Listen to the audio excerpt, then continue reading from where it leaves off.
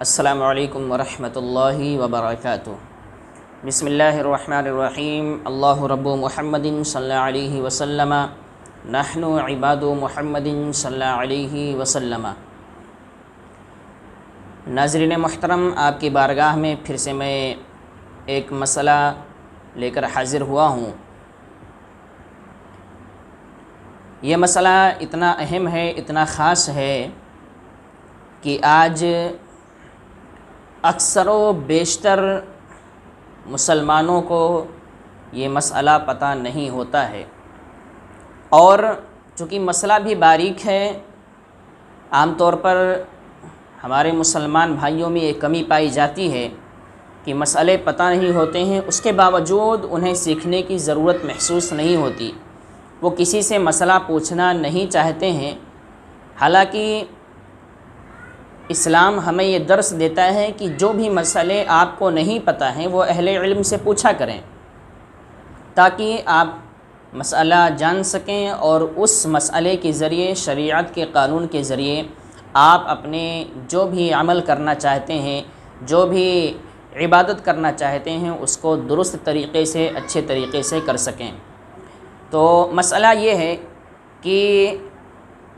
جمعہ کے دن جب خطبے کے لیے اذان دی جاتی ہے، یعنی دوسری اذان جو جمعہ کے دن ہوتی ہے، امام منبر پر جب بیٹھ جاتا ہے تو اس کے بعد میں امام کے سامنے کھڑے ہو کر خطبے کی اذان دی جاتی ہے۔ تو سوال یہ کیا جاتا ہے کہ کیا خطبے کی جب اذان ہو تو اس اذان کا جواب دینا چاہیے یا نہیں دینا چاہیے؟ اذان میں نام محمد آتا ہے، اشہد ان محمد رسول اللہ،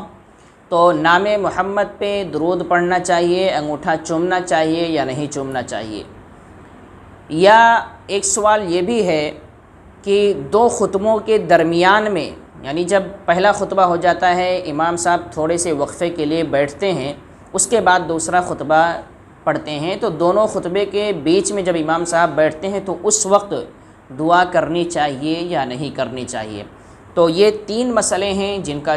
جواب انشاءاللہ میں اس ویڈیو میں تفصیل کے ساتھ آپ کے سامنے پیش کر رہا ہوں۔ آپ حضرات سے گزارش ہے کہ پوری ویڈیو آخر تک مکمل دیکھیں تاکہ مسئلہ آپ کو بہتر طریقے سے سمجھ میں آ جائے۔ پہلی چیز یہ کہ خطبے کی اذان کا جواب دینا جائز ہے یا نہیں۔ یاد رکھیں، خطبے کی اذان کا جواب دینا مقتدیوں کے لیے بالکل جائز نہیں ہے، حرام ہے، کہیں کہیں مکروہ تحریمی لکھا ہوا ہے جو خود حرام کے قائم مقام ہوتا ہے۔ بہرحال اس کا مطلب یہ ہے کہ خطبے کی اذان جب ہو تو اس کا جواب زبان سے آپ نہیں دے سکتے، یعنی آواز نکال کے یا زبان کو جنبش دے کے، زبان کو جس کو پڑھنا بولتے ہیں، پڑھ کے آپ جواب نہیں دے سکتے ہیں۔ ہاں، اتنا اجازت ہے کہ آپ اپنے دل میں وہ کلمات سوچ سکتے ہیں، دل میں صرف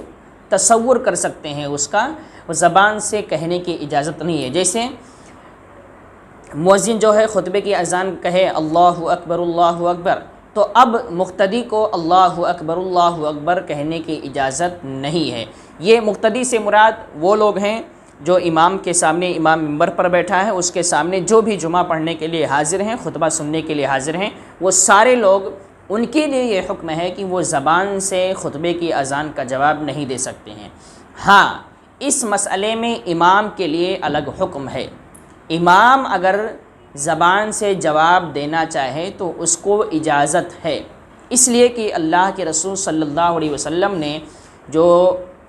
حکم فرمایا کہ امام جب منبر کے لیے نکلے، خطبہ دینے کے لیے نکلے، تو اس وقت سے سارے مقتدیوں پر، سارے سامعین پر خاموشی یعنی سکوت لازم ہے، ضروری ہے۔ تو یہ حکم چونکہ امام کے لیے نہیں ہے، سامعین کے لیے ہے، مقتدیوں کے لیے ہے، اس لیے مقتدیوں کو زبان سے جواب دینا جائز نہیں ہے، صرف وہ اپنے دل میں خیال کر سکتے ہیں، تصور کر سکتے ہیں، اذان کا جواب سوچ سکتے ہیں۔ امام اگر اذان کا جواب دینا چاہے اپنی زبان سے یعنی آواز کے ذریعے جس کو عام طور پر جواب دینا کہتے ہیں تو اس کے لیے اجازت ہے کہ وہ اذان کا جواب دے سکتا ہے۔ بہرحال مقتدیوں کو زبان سے خطبے کی اذان کا جواب دینا جائز نہیں ہے، کیونکہ وہاں خاموشی ان کے لیے لازم ہے۔ دوسرا مسئلہ یہ تھا کہ کیا جب اشہد ان محمد الرسول اللہ آئے تو نام محمد پر درود پڑھنا چاہیے، انگوٹھا چومنا چاہیے یا نہیں؟ تو یاد رکھیں، جب خاموشی لازم ہے تو وہاں پر نام محمد پر جب اذان کا جواب نہیں دے سکتے تو اس وقت نام محمد پر درود پڑھنے کی بھی اجازت نہیں ہے، نہیں پڑھ سکتے۔ اور جب درود نہیں پڑھ سکتے تو وہاں انگوٹھا چومنے کی بھی اجازت نہیں ہے، کیونکہ یاد رکھیں وہاں پر جو ہے وہ نماز کی طرح خاموشی بالکل لازم ہے۔ خاموش ہو کے خطبہ سننا ہے، نہ درود پڑھنے کی اجازت ہے، نہ نام محمد پر درود پڑھ کے انگوٹھا چومنے کی اجازت ہے، اور نہ ہی اذان کا جواب دینے کی اجازت ہے۔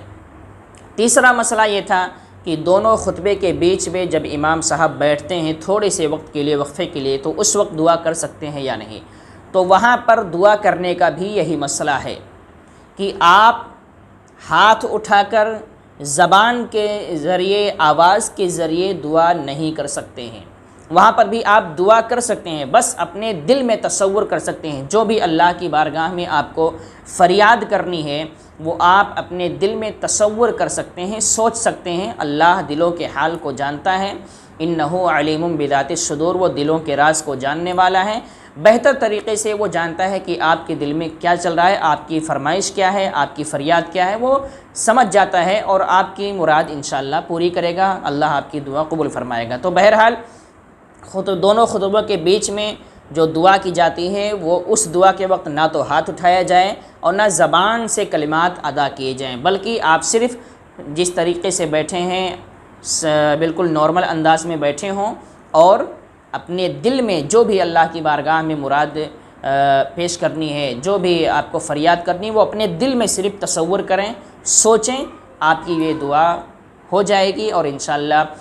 چونکہ وہ وقت جو ہے وہ دعا کی قبولیت کا وقت بھی بتایا گیا ہے، تو آپ کی دعا انشاءاللہ اللہ کی رحمت سے امید ہے کہ قبول بھی ہو جائے گی۔ تو یہ 3 مسئلے ہوئے جس کا جواب ہم نے آپ کے سامنے پیش کر دیا کہ خطبے کی اذان کا جواب مقتدی کو دینے کی اجازت نہیں ہے، صرف دل میں تصور کر سکتا ہے، سوچ سکتا ہے۔